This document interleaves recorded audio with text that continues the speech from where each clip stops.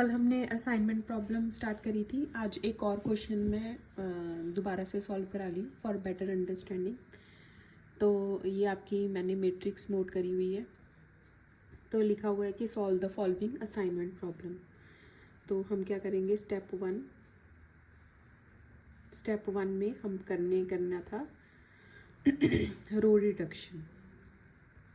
तो रो रिडक्शन में हमने क्या करा था, जो लीस्ट एलिमेंट था उसको सर्कल करा था। रो वाइज 30, इसमें है 40, 50, 35 और इसको बाकी एलिमेंट में से माइनस कर दिया था।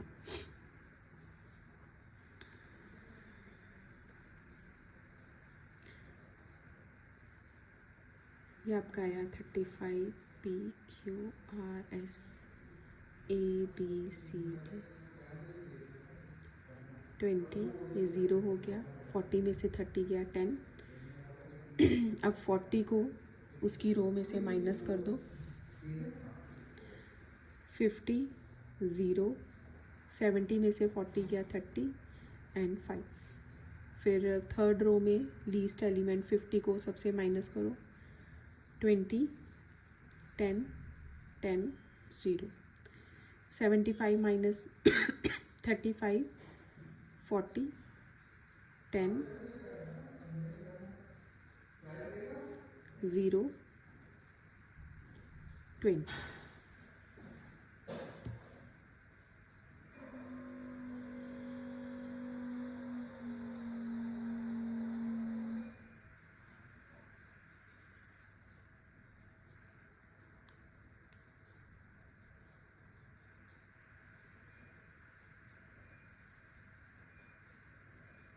ठीक है। रो रिडक्शन के बाद हमारा नेक्स्ट स्टेप था कॉलम रिडक्शन का। कॉलम रिडक्शन में हमने column wise least element select करना है। Step 2 column reduction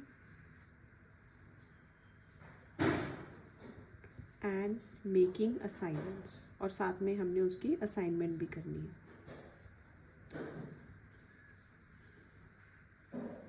PQRS AB।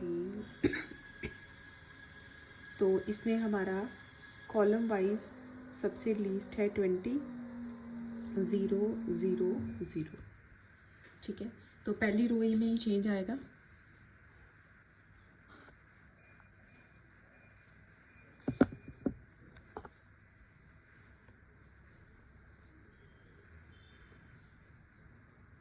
Thirty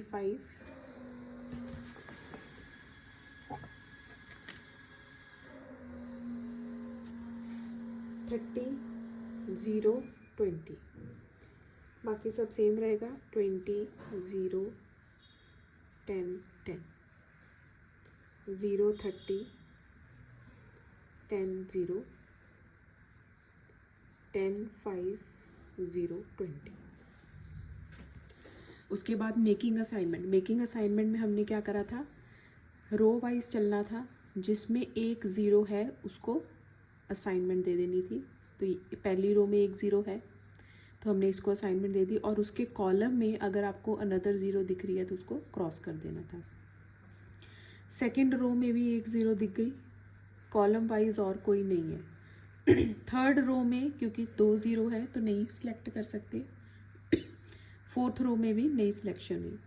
अब कॉलम वाइज इसको असाइनमेंट हो गई तो इसको नहीं मिलेगी।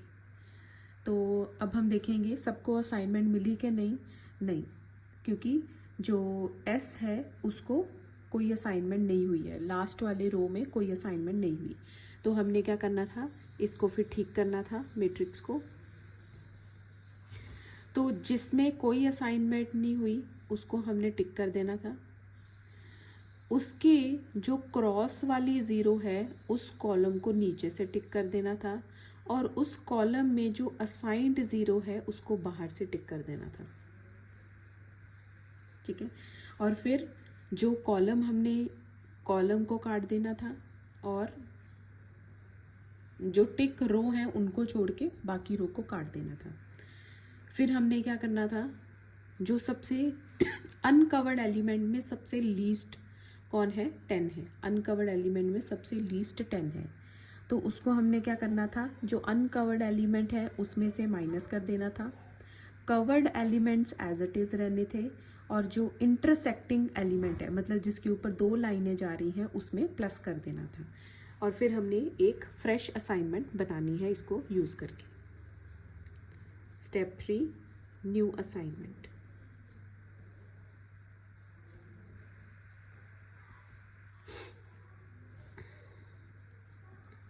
PQRS ABCD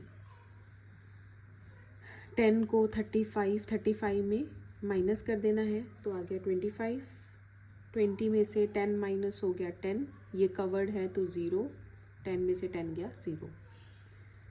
30 इसमें कोई चेंज नहीं आएगा क्योंकि ये कवर्ड है। इंटरसेक्टिंग एलिमेंट में उसको प्लस कर देना है तो ये आ गया 40 और ये कवर्ड है। 0 10 20 0, 20 में से माइनस कर दो 10, 0 0 10। ठीक है, अगेन सेम हमने फिर से असाइनमेंट करनी है। पहली रो में 2 0 हैं तो इसको हम नहीं छेड़ सकते। सेकंड रो में 1 0 है, अब उसके कॉलम वाइज हमने काट देना है। थर्ड रो में 2 हैं तो नहीं छेड़ सकते।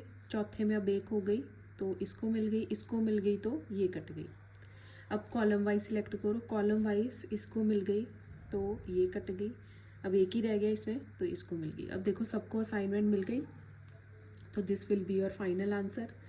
तो ए को हमने एस दे दी और एस की कॉस्ट कितनी थी ओरिजिनल असाइनमेंट में, इसको चेक कर लेना है। एस की कॉस्ट 40 है तो यहाँ पे 40।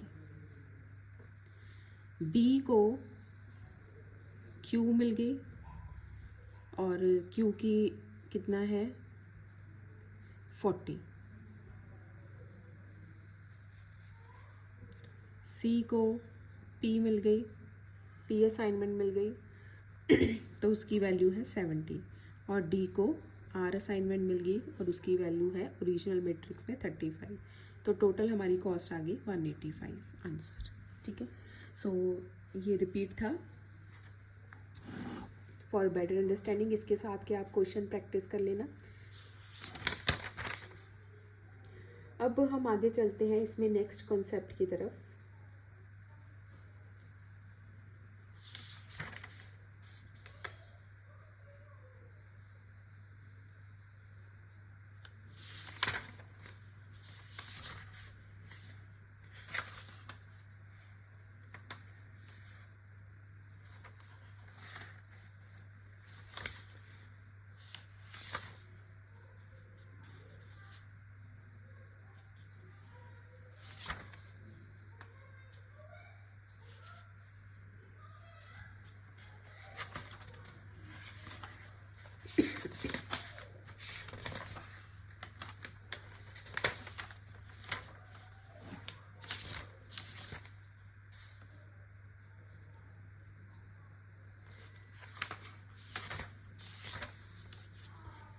अभी हमने मिनिमम कॉस्ट मेथड करा था हंगेरियन मेथड के साथ।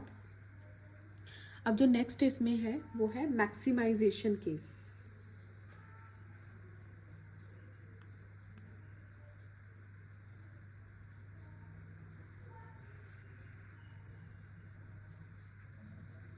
हम कॉस्ट को मिनिमाइज करते हैं और प्रॉफिट्स को मैक्सिमाइज करते हैं। तो अब आपको जो प्रॉब्लम आएगी कि आपने या तो सेल मैक्सिमाइज करते हैं तो मैक्सिमाइज में सेल को बढ़ाते हैं या प्रॉफिट्स को बढ़ाते हैं। तो मैक्सिमाइजेशन में स्टेप्स तो सेम रहते हैं, बस हमारा जो फर्स्ट स्टेप है वो थोड़ा डिफर कर जाएगा। तो पहले मैं इसकी मैट्रिक्स लिख लेती हूँ जो प्रॉब्लम। तो आपके पास है A B C D E, ये मशीन्स हैं और जॉब्स दी हुई हैं 1 2 3 4 5 जॉब्स हैं और बीच में 32 40 41 22 29 38 24 27 38 33 40, 28, 33, 41, 40, 28, 21, 30, 36, 35, 40, 36, 37, 36, 39. मैक्सिमाइजेशन। अब आपका जो क्वेश्चन आएगा, find assignment pattern that maximizes sales, that maximizes the sales. हमने सेल को मैक्सिमाइज कर, तो यहाँ पर आपको पहले इस मैट्रिक्स को मिनिमाइजेशन में कन्वर्ट करना होगा। हम इसको कन्वर्ट द मैट्रिक्स, तो स्टेप 1 में हमने उसको कन्वर्ट करना है। Convert the profit matrix into loss matrix. इसको लॉस मैट्रिक्स में कन्वर्ट करना होगा बाय सबट्रैक्टिंग। कैसे करेंगे? By subtracting all the elements from the highest element of the given matrix।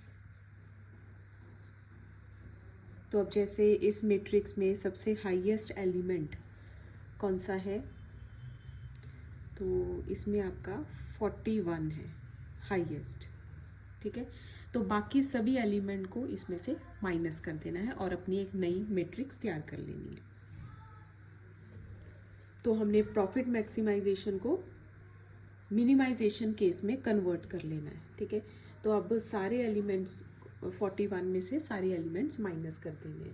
तो 41, तो 41 minus 32, 9, 1, 0, 19, 12, 3, 17, 14, 3, 8, 1, 13, 8, 0, 1, 13, 20, 11, 5, 6, 1, 5, 4, 5, 2।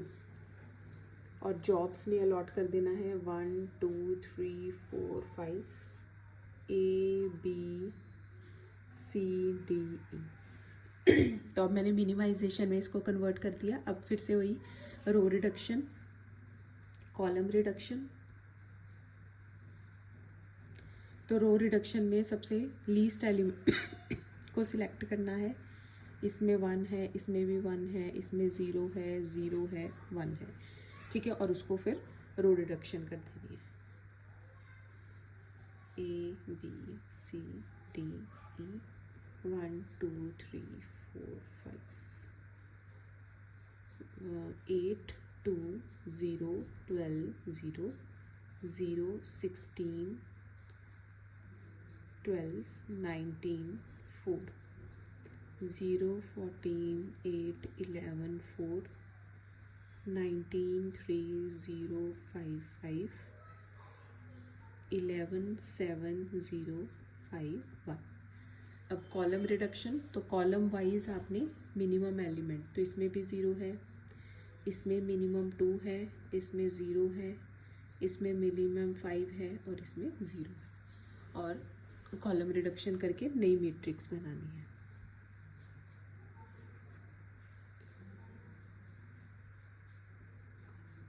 Column reduction and making assignments।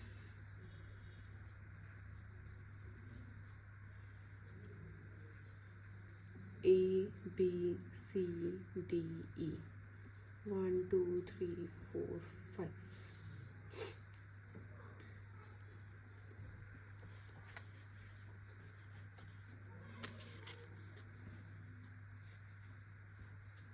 Eight, 0, 0, 19, 11, क्योंकि पहले कॉलम में कोई चेंज नहीं था। सेकंड में हमने 2 से माइनस करना है सारा कुछ। 0, 14, 12, 0, 14, 12,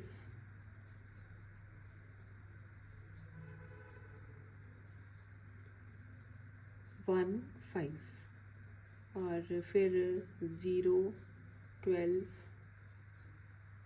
8 0 0, इसमें कोई चेंज नहीं आया। इसमें 5 माइनस करो तो 7, 19 में से 5 माइनस करा 14, 6 5 11 0 0।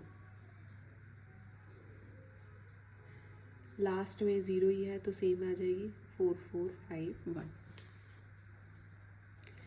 ठीक है, तो ये करके अब हमने असाइनमेंट्स करनी है।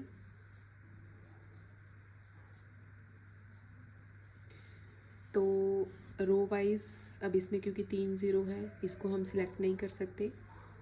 इसको असाइनमेंट दे दी, इसको असाइनमेंट दी है तो कॉलम वाइज ये कट गया।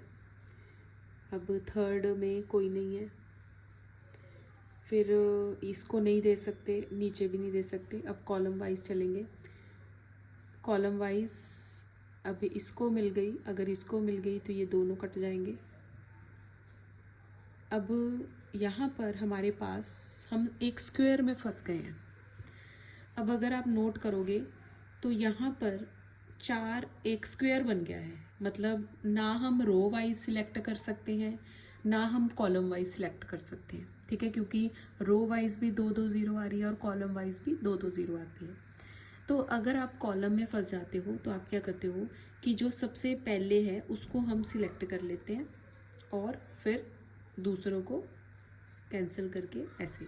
या फिर आप अपने आंसर में चेक कर लो कि अगर इसको नहीं, अगर आप इसको सिलेक्ट करते हो तो दोनों ऑप्शन में से किससे ज़्यादा प्रॉफिट बनता है, ये वाली ऑप्शन सिलेक्ट करके या ये वाली ऑप्शन सिलेक्ट करके। तो इन दोनों फिर आप अपने आंसर से देख के कि दोनों में से किसके साथ आपका ज़्यादा प्रॉफिट बनता है उसको आप सिलेक्ट कर लोगे। ठीक है, तो अगर आप स्क्वायर में फंस जाते हो तो आपने एक एक करके दोनों ऑप्शन को लेके देखना है कि इसकी प्रॉफिट ज़्यादा है या इस ज़ीरो का प्रॉफिट ज़्यादा है, तो अकॉर्डिंगली आप उसको सिलेक्ट कर लोगे। और फिर आपने फाइनल अपना आंसर लिखना है। अब सबको असाइनमेंट मिल गई है? नहीं, सबको असाइनमेंट नहीं मिली है। थर्ड कॉलम हमारा रह गया है, तो हम क्या करते थे, जो इसको नहीं मिली उसको बाहर से टिक कर देते थे, उसकी जो कट वाला है उसको नीचे से टिक करते थे, और उसमें जो असाइंड ज़ीरो है उसको बाहर से करते थे। अब कॉलम कट जाएगा और बाकी सारी रो कट जाएंगी और फिर एक नई असाइनमेंट आ जाएगी।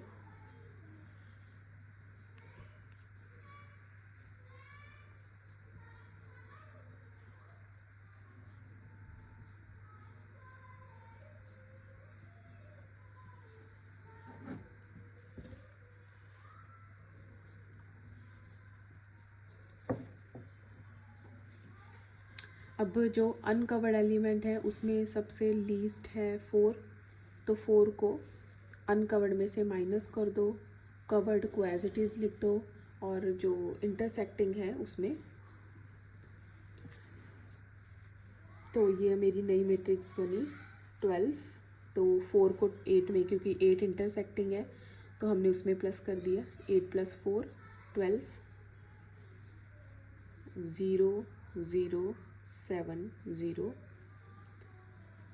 0 0 19 में 4 प्लस हो जाएगा तो ये 23 बन गया, 9 4 23। 11 में 4 प्लस हुआ तो 15, 0।